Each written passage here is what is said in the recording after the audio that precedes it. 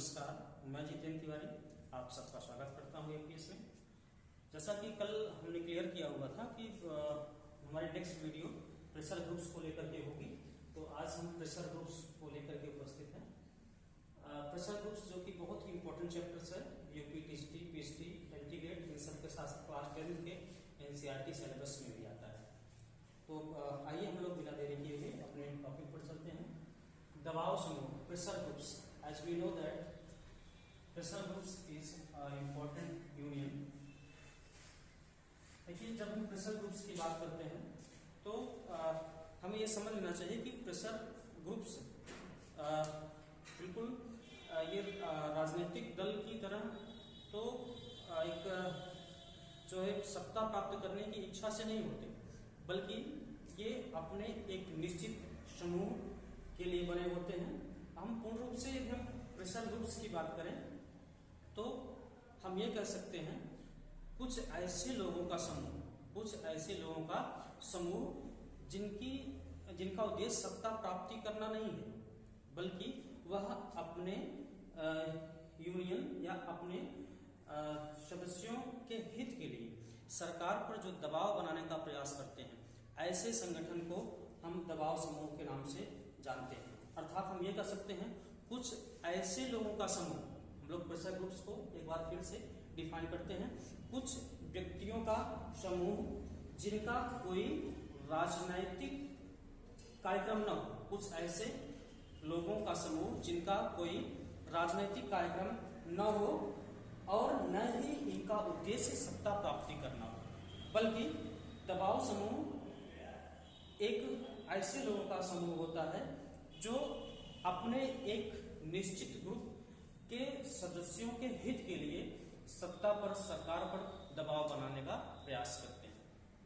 राजनीतिक दल near about आप हर प्रकार के शासन व्यवस्था में देखेंगे तो इनकी उपस्थिति होती है, लेकिन लोकतांत्रिक शासन व्यवस्था में दबाव समूह एक अपरिहार्य रूप से हमें उपस्थित मिलते हैं।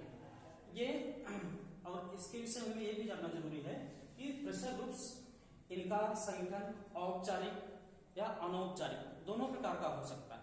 जनरली आप देखेंगे ये संवैधानिक और असंवैधानिक साधनों का प्रयोग भी कर लेते हैं। और हम इसके अलावा ये भी हम निश्चित कर देना चाह रहे हैं कि दबाव समूह ये स्वयं चुनाव लड़ करके सत्ता प्राप्ति की इच्छा नहीं रखते, लेकिन राजनीतिक दलों को चुनाव में हेल्प करके, सहयोग करके राजनीतिक दलों को ये जरूर सत्ता दिला देते हैं। आप इनकी महत्व को आप इस तरह से समझ सकते हैं कि हमारे एक बहुत ही महत्वपूर्ण वो विचारक रहे हैं एस.सी. फाइनर। नाम क्लियर रखना, एस.सी. फाइनर एक बहुत ही महत्वपूर्ण विचारक हैं। एस.सी. फाइनर ने समूह ग्रुप के इंपॉर्टेंस को समझते हुए उन्होंने ये कहा है कि दबाव समूह एक अज्ञात साम्राज्यवाद की तरह होता है। अर्थात बहुत ही इनकी इंपॉर्टेंस को यहाँ क्लियर हो रहा है। एस.सी. फाइनर ने दबाव समूह को अज्ञात साम्राज्यवाद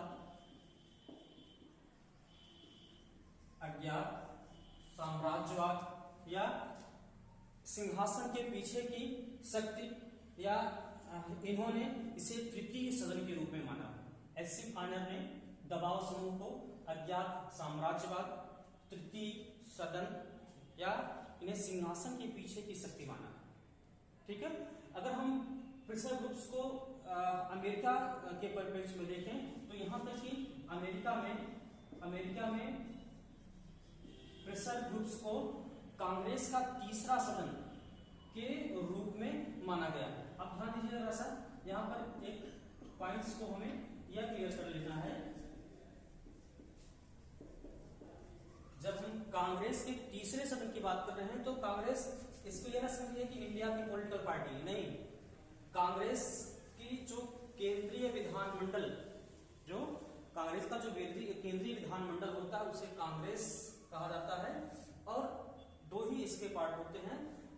इसकी इंपॉर्टेंस को दिखाने के लिए अमेरिका में कांग्रेस का तीसरा समूह के रूप में प्रेशर ग्रुप्स को जाना जाता है। ये वल्ली और वल्ली इसकी इंपॉर्टेंस को रिप्रेजेंट करते हैं। इसके बाद हम नेक्स्ट पॉइंट आ जाते हैं, विशेषताएं। दबाव समूह की विशेषता। देखिए इन्हें हमने पूरे प्रेशर ग्रुप्स को हमने 1 2 3 4 5 6 पॉइंट में डिवाइड किया हुआ है। फर्स्ट पॉइंट में दबाव समूह हमने यहाँ पर इसको डिफिनेशन इसको बताने का प्रयास किया। दूसरे पॉइंट में इसकी क्या विशेषता है। तीसरे पॉइंट में इनके साधन है। नेक्स्ट पॉइंट में दबाव समूह एवं राजनीतिक दलों में अंतर है। उसके बाद इसका वर्गीकरण है और भारत में दबाव समूह का क्या महत्व है इसको हम देखेंगे। ठीक है, नेक्स्ट इसका आता है विशेषताएं।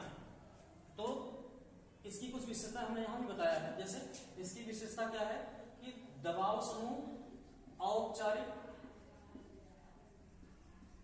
या अनौपचारिक दोनों प्रकार का संगठन हो सकता है।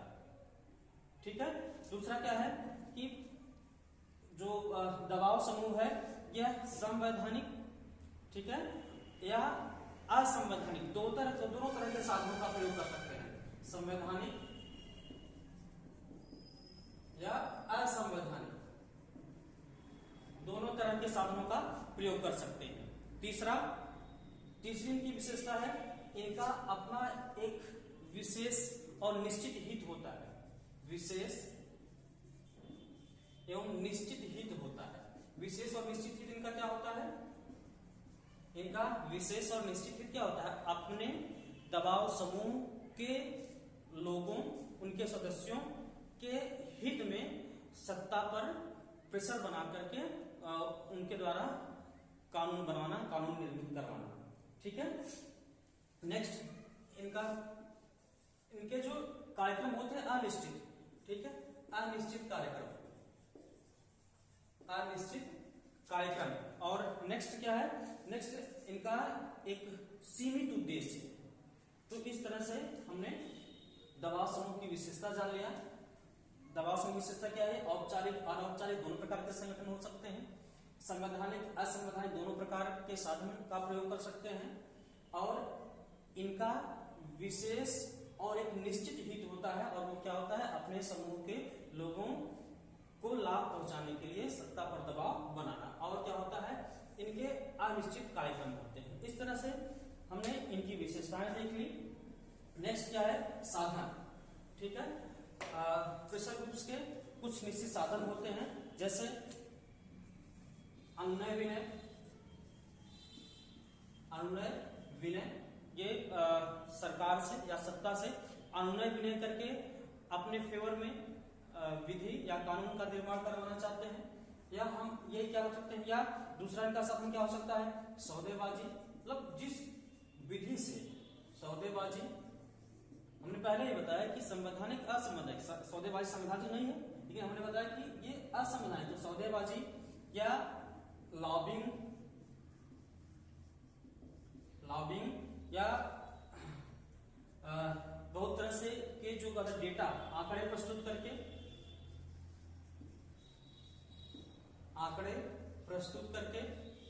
या और क्या कहते हैं? गोष्ठियों को आमंत्रित कर। तो ये इनके साधन हैं। अनुनय विनय, सौदेबाजी, लॉबिंग, आंकड़े को प्रस्तुत करके दबाव बनाना या गोष्ठियों का आयोजन करके सरकार पर प्रेशर बनाना, ये इनके साधन हैं। नेक्स्ट पॉइंट, दबाव समूह एवं राजनीतिक दल में अंतर। बहुत इजी है। ठीक है, हमने दबाव समूह को जो डिफाइन किया है, हमने जो दबाव समूह की विशेषताएं बताई हैं, साधन बताया है, इन सब के आधार पर हम easily political parties and pressure groups, इन दोनों के बीच में क्या डिफरेंस होते हैं, हम ये क्लियर कर सकते हैं। ठीक है, the difference between the pressure groups and political parties. At first क्या हो सकता है कि राजनीतिक दल केवल एक औपचारिक संगठन होता है, जबकि प्रेशर ग्रुप्स औपचारिक या अनौपचारिक दोनों तरह के संगठन हो सकते हैं। राजनीतिक दल केवल संवैधानिक साधन का ही प्रयोग करेंगे और दबाव समूह संवैधानिक या असंवैधानिक दोनों प्रकार के साधनों का प्रयोग कर सकते हैं। राजनीतिक दल केवल क्षेत्रीय या राष्ट्रीय स्तर पर हो सकता है, जबकि प्रेशर ग्रुप्स क्या होगा, जबकि प्रेशर ग्रुप्स वो आपका जो ग्रामीण भी हो सकता है, क्षेत्रीय भी हो सकता है, राष्ट्रीय भी हो सकता है और अंतर्राष्ट्रीय भी हो सकता है। और इसके अलावा और क्या होता है, जो पॉलिटिकल पार्टीज होती हैं, पॉलिटिकल पार्टीज का मेन एम क्या होता है, सत्ता की प्राप्ति करना। लेकिन प्रेशर ग्रुप्स का मेन एम क्या होता है, प्रेशर ग्रुप्स का मेन एम सत्ता की प्राप्ति करना नहीं, बल्कि सत्ता पर दबाव बना करके उनके द्वारा अपने फेवर में कानून का निर्माण करना। इस तरह से और डिफरेंट ऐसे कई सारे डिफरेंसेस हैं दबाव समूह और पॉलिटिकल पार्टीज। नेक्स्ट पॉइंट जो हमने यहाँ पर वो डिवाइड किया हुआ है वो है वर्गीकरण। दबाव समूह का वर्गीकरण। दबाव समूह का वर्गीकरण जब हम देखते हैं तो हमें तुरंत क्या होता है कि ये देखते हैं कि दबाव समूह को हम कुल कितने पार्ट में डिवाइड कर सकते हैं। तो दबाव समूह को हम 4 पार्ट में डिवाइड कर सकते हैं। हमने एक नाम सुना होगा आमंड, बहुत ही महत्वपूर्ण विचारक हैं जिन्होंने दबाव समूह पर अपने विचार दिए हुए हैं। आमंड ने प्रेशर ग्रुप्स को 4 पार्ट्स में डिवाइड किया है। फर्स्ट संस्थात्मक दबाव समूह, सेकंड समुदायात्मक दबाव समूह, थर्ड असमुदायात्मक दबाव समूह और फोर्थ प्रदर्शनात्मक दबाव समूह। हम सबको एक एक छोटे से पॉइंट में डिफाइन कर देते हैं। संस्थात्मक दबाव समूह, जनरली हम ऐसे दबाव समूह का निर्माण नौकरशाही या आधिकारिक रूप से देखने को पाते हैं। दूसरा समुदायात्मक दबाव समूह, नाम से ही क्लियर है, समुदाय दबाव जिनका एक समुदाय होता है। जैसे हम ये कहते हैं इसमें हम ये कहते हैं कि छात्रों का समूह, ठीक है, छात्रों का समूह हो गया और किसानों का समूह हो गया,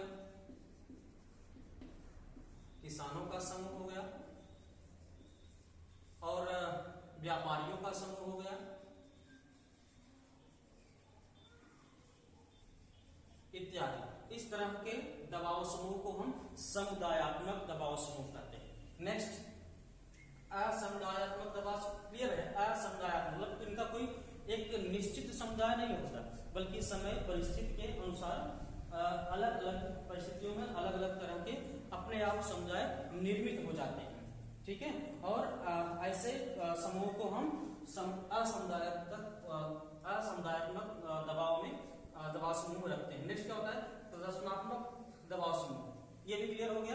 प्रदर्शनात्मक मतलब कि ये समय समय पर ये अनिश्चित प्रकार के एक समुदाय के रूप में प्रदर्शित होते हैं। धरना, प्रदर्शन इत्यादि के द्वारा ये अपनी बातों को सरकार से मनवाने का प्रयास करते हैं। नेक्स्ट और लास्ट पॉइंट प्रेशर ग्रुप्स को लेकर के, भारत में दबाव समूह। अब हम ये देखना चाहेंगे कि भारत में दबाव समूह का क्या महत्व रहा है और कितना इम्पोर्टेंट रहा है, ठीक है। बहुत ही हम इम्पोर्टेंट पॉइंट्स पर डिस्कस कर रहे हैं और ये क्लास 10 के एनसीईआरटी बुक में भी आपको मिलेगा। बोर्ड से यहाँ से श्योर है कि काफी क्वेश्चन आते हैं और यूपीटीसीटी पीजीटी गेट में भी यहाँ से क्वेश्चन आते हैं। भारत में यदि हम दबाव समूह की बात करें तो एक हम सबसे पहले क्लियर कर देना चाह रहे हैं कि किन व्यवस्था में हमें दबाव समूह ज्यादा महत्वपूर्ण दिखते हैं। हमने पहले ही बताया कि हर प्रकार के जो प्रशासनिक व्यवस्था है हमें वहां पर दबाव समूह देखने को मिलेंगे। लेकिन जब लोकतांत्रिक दबाव समूह, जब लोकतांत्रिक देश की बात करते हैं तो वहां दबाव समूह एक अपरिहार्य रूप से हमें प्राप्त हो जाता है। लेकिन प्रारंभ में क्या होता था, प्रारंभ में लोग दबाव समूह को बहुत अच्छा नहीं मानते थे, लोग इनको हेट की दृष्टि से देखते थे। लेकिन धीरे धीरे समय के साथ अब यहाँ तक आते आते दबाव समूह को एक सकारात्मक विचार में लोगों ने इसको लेना स्टार्ट किया है और आज के डेट में लोकतांत्रिक देशों में तो एक महत्वपूर्ण संगठन के रूप में दबाव समूह सामने बनकर आया हुआ है। और यहाँ पर ध्यान रखना है कि जहां पर द्विदलीय व्यवस्था है, जहां पर द्विदलीय व्यवस्था है वहां पर प्रेशर ग्रुप्स ज्यादा पावरफुल होते हैं। लेकिन जहां पर बहुदलीय व्यवस्था है वहां पर प्रेशर ग्रुप्स अपेक्षाकृत कम पावरफुल होते हैं। इसीलिए हमने आपको बताया था कि प्रेशर ग्रुप्स को जब हम अमेरिका की परिप्रेक्ष्य में देखते हैं तो अमेरिका में प्रेशर ग्रुप्स को लॉबिंग के रूप में जानते हैं। यहाँ पर उनका जो केंद्रीय विधानमंडल है उसके एक तृतीय सदन के रूप में देखते हैं और शायद इन्हीं सारे पावर्स को देखते हुए एस सी फाइनर ने इन्हें तीसरा समूह या इन्हें अज्ञात साम्राज्यवाद या इन्हें सिंहासन के पीछे की शक्ति भी कहा है। ठीक है, तो भारत क्या है, एक बहुदलीय व्यवस्था वाला देश है। ठीक है, तो इसलिए भारत जैसे कंट्री में दबाव समूह का थोड़ा सा कम प्रभाव है, लेकिन ऐसा नहीं प्रभाव है, फिर भी बहुत सारा प्रभाव है, कम प्रभाव थोड़ा सा है द्विदलीय पद्धति वाले देशों की अपेक्षा। फिर भी हम भारत में देख लेते हैं कि भारत में दबाव समूह की स्थिति क्या है। देखिए, स्टार्टिंग टाइम से हम देखते हैं कि स्वतंत्रता प्राप्ति से पूर्व ही भारत में भी दबाव समूह का निर्माण होना प्रारंभ हो गया था। जैसे सबसे पहले हम 1885 एडी में, आपको पता होगा 1885 में किस संगठन का निर्माण हुआ था भारत में, कांग्रेस। ठीक, राइट आंसर। तो इस क्या हुआ था, कांग्रेस एक जो स्टार्टिंग में पॉलिटिकल पार्टी के रूप में नहीं था, बल्कि ये दबाव समूह के रूप में था। हम पॉलिटिकल पार्टी पढ़ाते समय हम बताए भी थे कि 1885 में कांग्रेस का निर्माण हुआ, लेकिन 1920 के नागपुर अधिवेशन में कांग्रेस ने अपना संविधान प्रस्तुत करके विधिवत राजनीतिक दल के रूप में अपने आप को परिवर्तित किया। तो स्टार्टिंग में 1885 में जो कांग्रेस है वह भी एक दबाव समूह के रूप में ही अपने आप को निर्मित किया था। नेक्स्ट 1918 में एम जोशी, आपने नाम सुना होगा, एम जोशी ने एक जो किसानों के हित में उन्होंने एक संगठन का निर्माण किया, जिसका कि 1920 में प्रथम अधिवेशन हुआ। यहाँ क्वेश्चन आता है एग्जाम प्रतियोगितात्मक जो परीक्षाएं होती है वहां से भी यहाँ क्वेश्चन आता है कि 1920 में ये जो भारत के प्रथम किसान संगठन का जो पहला अधिवेशन हुआ था उसकी अध्यक्षता किसने की थी, लाला लाजपत राय ने।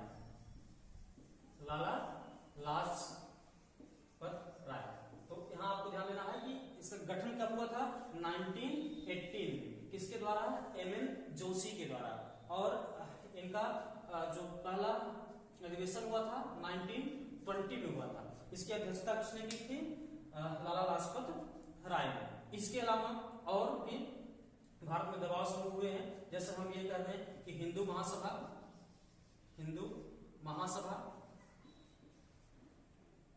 मुस्लिम